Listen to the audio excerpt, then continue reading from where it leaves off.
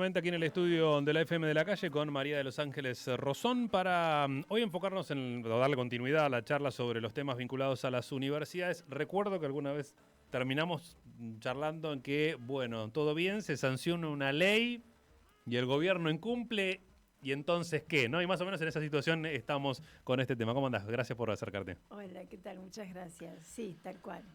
Ese fue un planteo, ¿no? Porque, digamos, el tema es que la responsabilidad estatal que tiene el gobierno ante el cumplimiento, bueno, estamos viendo que está siendo dejada de lado, ¿no? Y entonces ahí nos planteamos cuáles son las herramientas que van quedando en el camino.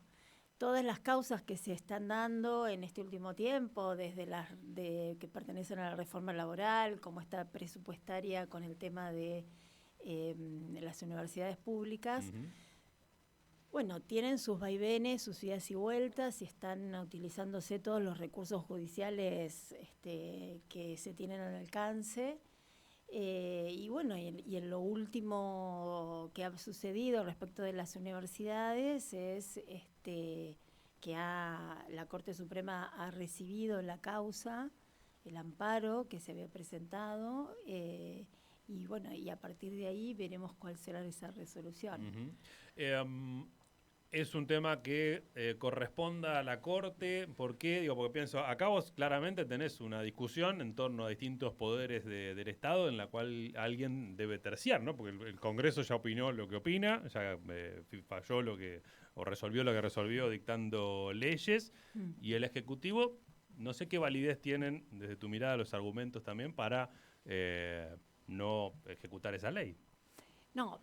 Bueno, a ver, el Congreso, por supuesto que validó, digamos, la partida presupuestaria, las asignaciones, siguiendo digamos, todo el procedimiento formal, y ante el incumplimiento no hay, digamos, por parte, entiendo yo tengo una mirada, digamos, siempre mi mirada es va dirigida, digamos, a la ejecución de los derechos humanos, ¿no? Entonces acá estamos hablando de una cuestión que, digamos, no es cualquier partida presupuestaria, es una ley de financiamiento universitario que está claramente fundamentada en el derecho humano a la educación. Así que cualquier argumento, digamos, que pueda llegar a tener el Estado va a quedar chico en relación, entiendo yo, en relación a esta importancia. Ya hemos tenido, bueno, esto yo lo traía para el final, pero arrancamos por este tema porque me parece importante, porque la Corte ya se ha expedido respecto de esto de la ponderación de derechos, es decir, cómo el Estado puede decir que ante la falta de presupuesto justifica el incumplimiento. Entonces acá empieza a jugarse, bueno, ¿qué es el presupuesto? ¿Cómo está dado el presupuesto? ¿Y cuál es la ponderación que se ha hecho? ¿Y cuáles son los valores que se tienen en cuenta en ese presupuesto? Como te digo, acá es una cuestión de derechos humanos. Claramente en nuestra Constitución nosotros tenemos un artículo que es clave, que además de las convenciones, que digamos el artículo 75 que siempre menciono, que tiene las convenciones sobre derechos humanos, pero está la cláusula de desarrollo y de progreso que obliga al Estado a solventar, a promover y en todo caso, justificar y direccionar recursos a los fines de poner en ejecución los derechos fundamentales, ¿no? Esta es una responsabilidad que tiene. Ahora voy a decir cuáles son las limitaciones, ¿no? Pero también está la Convención Interamericana de Derechos Humanos, que establece también esa responsabilidad de que el Estado tiene que garantizar la ejecución de los derechos humanos. Hay un límite que siempre es el recurso. Ahora, nosotros tenemos ya la Corte se ha expedido, digamos, en base por otras cuestiones, no por esta en especial, pero sí hay una opinión sostenida. En el caso Furlan, por ejemplo, cuando se tuvo que dar, el Estado tenía que indemnizarlo, esa indemnización se probó que no se había aplicado, digamos, no se había hecho administrativamente de manera correcta y quedó, digamos, una indemnización menor a la que le correspondía. La Corte entonces ahí interpretó, teniendo en cuenta ya un fallo de la Corte Interamericana de Derechos Humanos, interpretó y dijo claramente que la falta de reiteradas partidas, que era lo que el Estado justificaba, decía que no había partidas suficientes y que esa falta de partidas insuficientes o esa falta de partidas había sido reiterada en distintos presupuestos. Entonces la Corte dijo que no puede justificarse el incumplimiento por parte del Estado en esta acreditación de la falta de partidas. ¿Por qué? Porque es el Estado Nacional, dice la Corte, el que tiene que justificar que no pudo hacer cumplir. Pero esa justificación no es cualquier justificación, no es un documento o un documento importantísimo como es el presupuesto público, que en reiteradas veces decía que no había partidas para pagarlo. Entonces la Corte dijo, y yo lo anoté porque me gustaría poder leer esto, dice: el presupuesto nunca puede ser un obstáculo para el cumplimiento de un derecho, sino que es el canal del cumplimiento de los derechos. Y esto es fundamental, o sea, esto es una mirada que tiene la Corte respecto a esto. La necesidad de ordenar el gasto público no debe ser un escollo para la exigibilidad de otro derecho humano. Entonces, esta es la mirada que debe tener la Corte, que ya se expidió en algún tema, en un tema individual. Bueno, veremos entonces con más razón si esta mirada la reitera en cuanto al derecho de la educación de toda la población, ¿no? Y eso obligaría en todo caso que en el armado del presupuesto a buscar el dinero de alguna otra partida, digamos. Sí, porque hay un principio que también lo establece la Corte Interamericana de Derechos Humanos, que es decir, que es nuestro referente, es el referente para nuestra Corte Suprema, ¿sí? Por eso la menciono. Y en la Corte Interamericana se ha establecido el criterio que no solo el Estado tiene que justificar un incumplimiento, sino que tiene que demostrar que ha hecho los mayores esfuerzos para cumplir y no ha podido. Ese mayor esfuerzo es absolutamente, en este caso, analizándolo, nosotros que no estamos, digamos, dentro del gobierno y accediendo a los datos concretos más que una página de presupuesto, pero sí sabemos que hay gastos, por ejemplo, gastos, por ejemplo, no me acuerdo ahora si se llama CIDE. En la CIDE, sí, volvió a ser la CIDE. Ahora volvió a ser la CIDE porque se me fue el nombre. Fue la AFI, fue la CIDE. La AFI, la CIDE, bueno, por ejemplo, la asignación de recursos que hay allí, ya ahí. Sí, o lo que dejas de recaudar por determinadas políticas como, no sé, el RIGI. Bueno, pasa que ahí, cuando empieza a ser una decisión del Poder Ejecutivo de llevar adelante sus cuentas y cuando es cuestionable o debe corregirlo. Exactamente. Bueno, pero digamos, esa es una facultad del Poder Ejecutivo, sin lugar a dudas, que también es una facultad del Congreso, porque el Congreso también puede modificar incluso la ley de presupuestos, lo puede modificar, no solamente en cuanto a las erogaciones, que es lo que se prevé, porque digamos es solamente un cálculo el presupuesto, entonces los recursos no entra, digamos, al análisis de los recursos, pero sin embargo tiene la capacidad y la facultad de aumentar impuestos, incluso de incluir impuestos, ¿no? Entonces, todo lo que esté dentro del presupuesto sí es necesario que tenga su partida compensatoria, es decir, toda erogación, todo gasto se tiene que explicitar, así lo dice, hay una ley que así lo establece. Y eso le corresponde al Congreso. Y eso, porque ese es uno de los argumentos del gobierno, por ejemplo. Claro, uno de los argumentos, la fundamentación depende del Poder Ejecutivo. La fundamentación de lo que son las partidas presupuestarias viene de la Oficina de Hacienda, digamos, de la elaboración del presupuesto, la elaboración siempre viene del Poder Ejecutivo. Y todas, digamos, las instancias, que si querés ahora las cuento, cómo se lleva adelante el presupuesto, vienen con el control del Poder Ejecutivo. Pero digamos, el presupuesto, únicamente el presupuesto, no puede ser la justificación, porque el presupuesto dentro del presupuesto se puede organizar o reasignar, esto es lo que dice la Corte. ¿No? Claro, la Corte no está, porque digamos, otro de los argumentos que siempre presenta el Estado en las defensas de sus juicios es que tienen la capacidad, digamos que la forma en que se gasta o la forma en que se recauda es una facultad exclusiva del Poder Ejecutivo y que es una cuestión de lo que se llama no justiciable. ¿Por qué? Porque el Poder Legislativo no puede tener injerencia por la división de poderes y el sistema republicano que tenemos, no puede tener incidencia a ningún otro poder dentro de sus facultades.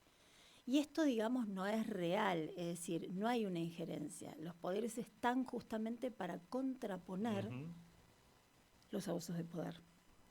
Y, digamos, todas aquellas acciones por parte de los gobiernos que atenten, digamos, contra esa independencia. Pero los controles existen, es decir, lo más fuerte que tiene el sistema republicano es desde donde proviene el control. Con lo cual el Poder Judicial debe controlar al Poder Ejecutivo, el Legislativo también, pero mucho más el Poder Judicial tiene que controlar al Poder Ejecutivo y lo controla a través de estos fallos, es decir, no le dice de qué manera hacer la reasignación presupuestaria. No le dice de dónde, pero garantizarlo. Y nuestras convenciones, que tienen las convenciones de derechos humanos internacionales, que ya son parte de nuestra Constitución, justamente establecen esa obligación de cumplimiento por parte del Estado. Y esto de la ponderación de recursos o la ponderación de que a dónde un gobierno pone sus recursos y a dónde no puede quedar en la arbitrariedad de quien esté a cargo de los destinos del país. Si no, no estaríamos en un sistema democrático. Por eso, ni un sistema democrático ni un sistema republicano, ¿no? Por eso, cuando pasan estas actitudes por parte del gobierno nacional, lo que pone en vilo es el Estado es la democracia, claro, es el Estado es lo que se planteaba ayer, digamos, ya no es el solo el financiamiento derecho, universitario. Claro, ¿no? por eso, verlo, digamos, a través de esta actitud uno puede verlo, puede hacer el análisis de, bueno, cómo juega para este gobierno digamos, las funciones de pesos y contrapesos entre los poderes, ¿no? Digamos, cómo es el ejercicio del poder. Si en definitiva es un ejercicio respetuoso y que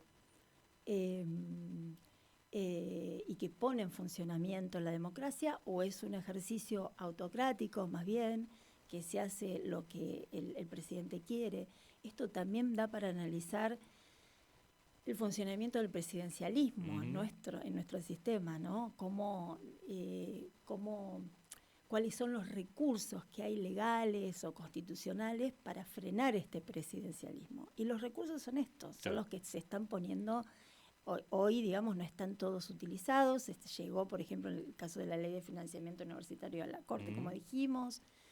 Si esto no funciona, muy probablemente, yo leí también que hay un rector de la Universidad de Río Negro que ya está, digamos, elaborando y trabajando para presentar un recurso ante la Corte Interamericana de Derechos Humanos. Y vos me preguntarás, ¿y qué pasa si no lo cumple en esa instancia, ¿no? Si la Corte se expide a favor del cumplimiento, si va a la Corte Interamericana. Directamente le ponemos una coronita, una larga bata y lo paseamos por... Claro. Pero bueno, es una pregunta que incluso, digamos, es un gran debate y tiene que ver con la organización, que es otro tema, de la Corte Interamericana de Derechos Humanos. Es decir, hasta dónde sus sentencias son de cumplimiento efectivo, que es lo que pasa si esto no sucede. Pero bueno, esa es la evaluación que nosotros tenemos que hacer como ciudadanos, ¿no? Hasta dónde se ha llegado con una vulneración de un derecho que es fundamental, sin una justificación que sea valedera, ¿no? Que digamos que tenga que ver con reales circunstancias más que con una política. Claro. ¿Señalaste ahí algunas consideraciones respecto al presupuesto? ¿Querés que vayamos con eso? Sí, yo quería bueno, primero decir lo importante, porque estos temas, digamos, a los que nos enfrenta esta dura realidad, nos lleva a veces a pensar que hay algunas herramientas que está bueno que la ciudadanía conozcan de la importancia que tiene, ¿no? Porque el presupuesto público es el documento más importante que tienen todos los gobiernos, porque ahí se marca cuál es la política económica, pero también cuáles son los lineamientos políticos y cuáles son los lineamientos sociales de un gobierno. Ahí va a estar marcado, digamos, el presupuesto es anual y se va, digamos, en esa presentación claramente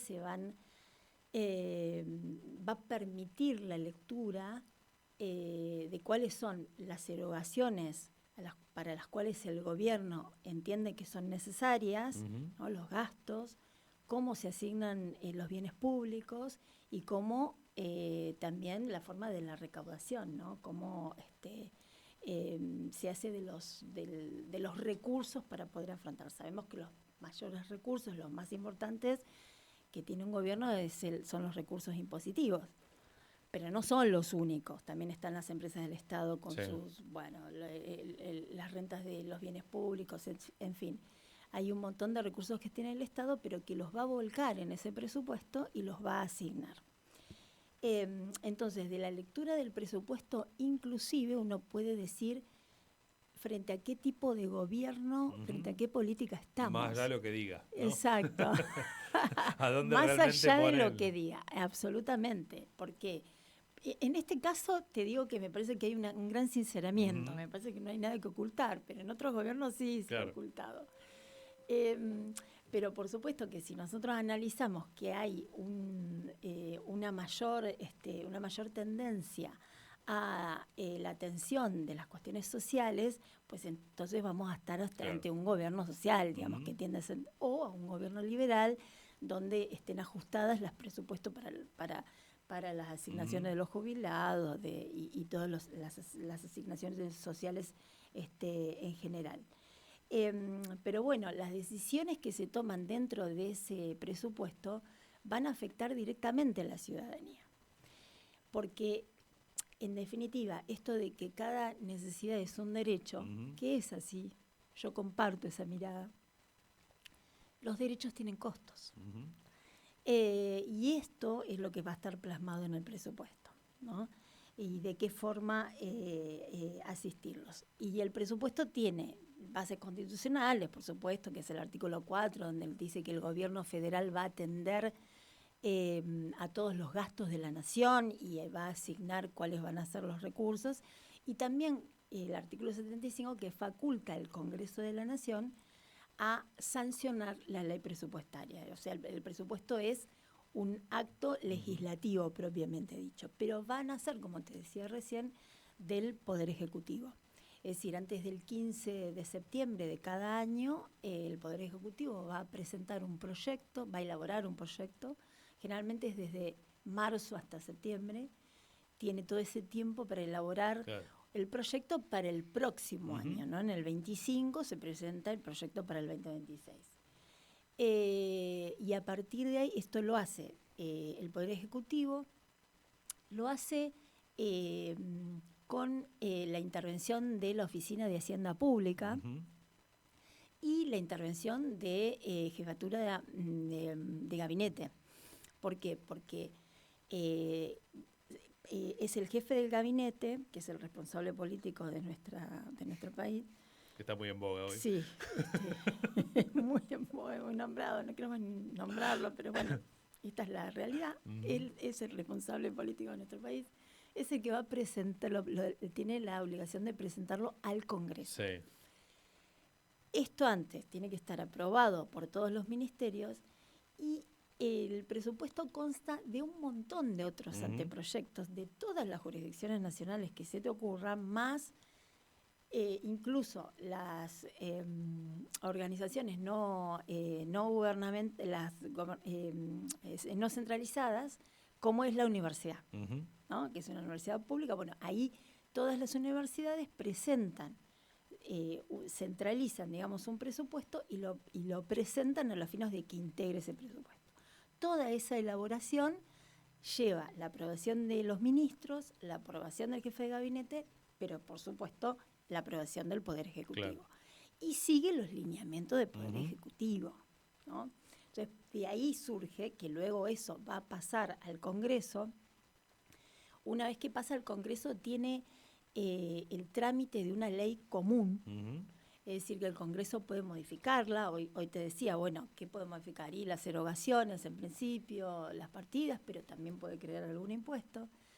Puede modificarlas, vuelve, digamos, tiene el procedimiento común de las leyes. Y, bueno, ¿qué es lo que pasó acá, no? Que hubieron, digamos, en el caso de la universidad, hubieron tantas idas y vueltas, claro, que de la ley de financiamiento hubieron modificaciones. Las partidas presupuestarias estuvieron modificadas. Bueno, y a partir de allí, entonces, dentro del Congreso se aprueba y se pone en ejecución. Y para ponerlo en ejecución es del 1 de enero al 31 de diciembre del próximo mes. Y eso lleva controles. O sea, son actos que son absolutamente controlados tanto en el orden interno, digamos, porque no solo por la Oficina de Presupuesto que el Congreso tiene la suya también, ¿no? El Congreso, claro, que exactamente, porque y la Oficina de Presupuestos que le tiene que enviar, digamos, al Congreso cada un informe trimestralmente. También la SIGEM, la sindicatura, que va a hacer auditorías. Sí, no, hace los dictámenes, a ver si se estuvo bien, pero todo eso es un control normativo, contable, si se aplicaron contablemente y si se cumplió con el objetivo. No político. Lo político ya pasó cuando termina, digamos, la aprobación por parte del Congreso, claro, que es lo que hace que digamos, que se modifique, que lo apruebe o no. Así que, bueno, una vez, digamos, que tiene ese control, después la ejecución, por supuesto, la falta de ejecución de esas partidas o de alguna partida, siempre va a ser posible controlarlas por el Poder Ejecutivo desde los sectores que que no son beneficiados. Porque si contribuimos como ciudadanos y ciudadanas con nuestros impuestos, tenemos el derecho de exigir y ver hacia dónde van. Un tema fundamental que es la publicidad que se da al presupuesto. Obviamente que para la gente es muy difícil, para todos, los que no conocemos, digamos, no tenemos una formación. Comprender cada partida.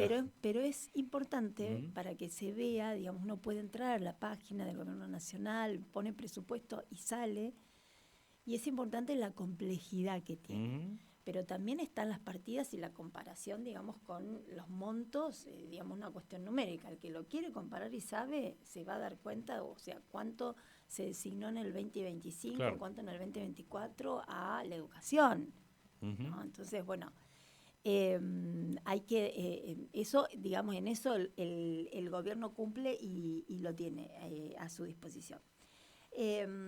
Pero bueno, esto, digo, el tema del presupuesto es fundamental de tener en cuenta que marca, digamos, la política económica del gobierno, que no es un acto aislado, es un acto, digamos, que tiene que tener su fundamentación, cada partida tiene que tener su recurso y que va a dirigir los destinos y a partir de ahí ver si se cumplen los derechos humanos o no se cumplen, ¿no? Claro.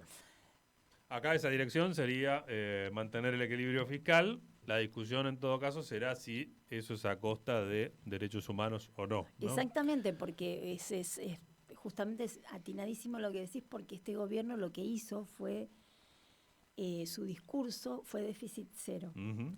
Entonces, un poco que tenemos que pensar en esto, cómo un Estado podría tener déficit cero. Uh-huh. Digamos, si es viable en el Estado tener déficit cero. Y esto para mí es lo más preocupante. Y es un planteo nuevo, que no lo han hecho otros gobiernos, por eso este gobierno dice es el único gobierno de la historia. En este punto, esta locura es nueva, porque contradice desde el sentido común hasta lo normativo, hasta lo sistémico de un Estado, hasta el propio funcionamiento de un Estado. Es decir, cuando yo te decía hoy, las necesidades dan derechos, las necesidades son infinitas, los recursos no son finitos. Y este principio, que es el principio del ABC de la economía, es lo que se aplica al Estado. Entonces, el Estado no necesariamente tiene que ser eficiente.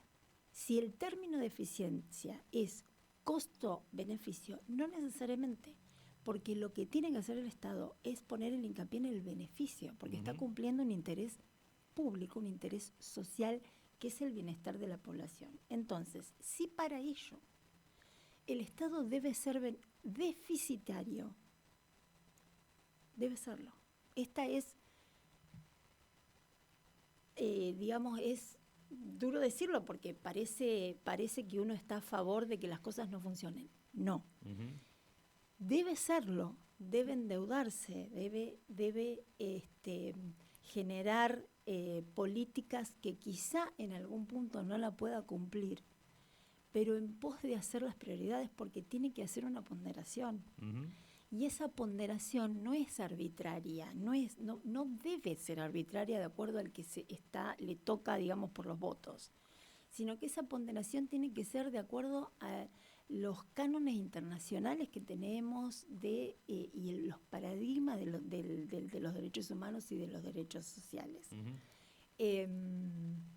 Y bueno, esta ponderación obviamente no es fácil, pero bajo ningún punto de vista se puede dejar de lado. Claro. Es decir, no se puede aniquilar partidas presupuestarias para atender la cuestión social en pos del déficit cero.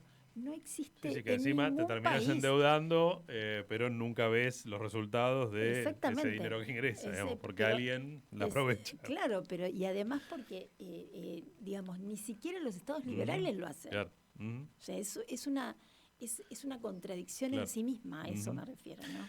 La seguimos en unos días. Muchísimas gracias, María de los Ángeles Rosón. La escucharon en FM de la Calle.